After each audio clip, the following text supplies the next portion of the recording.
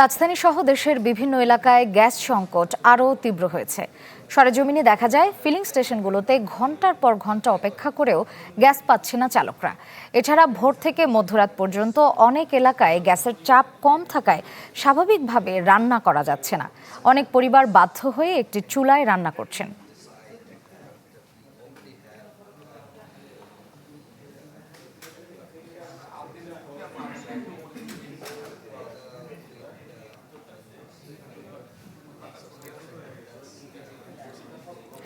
Gas সংকটের ভোগান্তি নিয়ে আরও জানাতে মহাখালী থেকে যুক্ত হচ্ছেন রৌনক মাহমুদ। সৌরভ যাচ্ছি তার কাছে। সৌরভ, ফিলিং স্টেশনে গ্যাসের চাপ কেমন দেখছেন?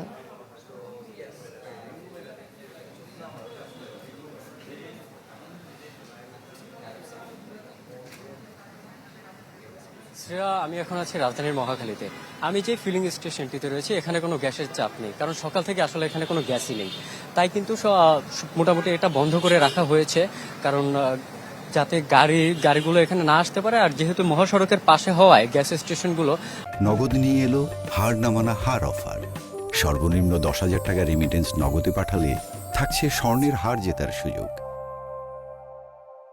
মহাসড়কে অনেক সময় একটা দীর্ঘ জ্যামের সৃষ্টি হয়, তাই কিন্তু এই গ্যাস স্টেশনটিতে সকাল থেকে মোটামুটি বন্ধ বলা যায়।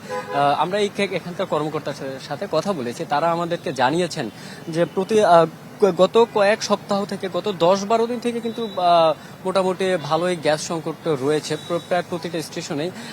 তাই কিন্তু এখানে সকালে 8টা থেকে গ্যাস নাই। এখন পর্যন্ত কখন আসবে সেটাও কিন্তু আসলে তারা জানেন না।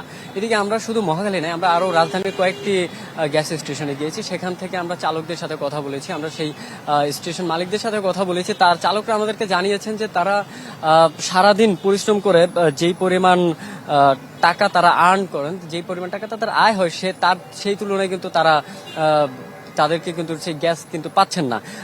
তারা আগে, আমরা সিএনজি চালকরা আমাদেরকে জানিয়েছেন যে তারা আগে দৈনিক প্রায় 2 থেকে 2,500 টাকা আয় করতেন। সেই আয় কিন্তু তাদেরকে এখন নেমেছে 1,000-1,200 ঘরে, কেউ কেউ তার নিচেও ইনকাম করছেন। কিন্তু তাদের যেই গ্যাসের যে সংকটটা, সেই সংকট কিন্তু থেকে যাচ্ছে, কারণ দিনের একটি বড় অংশই কিন্তু তারা ব্যয় করছেন এই স্টেশনগুলোতে। শুধু তাই নয়, আমরা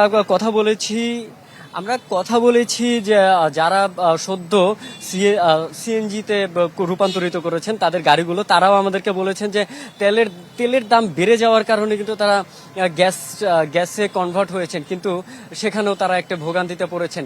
এদিকে আমরা জানতে পেরেছি সারা দেশে প্রায় 300 কোটি ঘনফুট গ্যাস প্রয়োজন হয়, সেই তুলনায় সরবরাহ কিন্তু অনেক কম।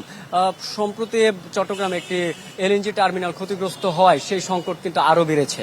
ধন্যবাদ সৌরভ। দর্শক, গ্যাস সংকটের খবর জানতে আমরা যুক্ত ছিলাম মহাখালীতে।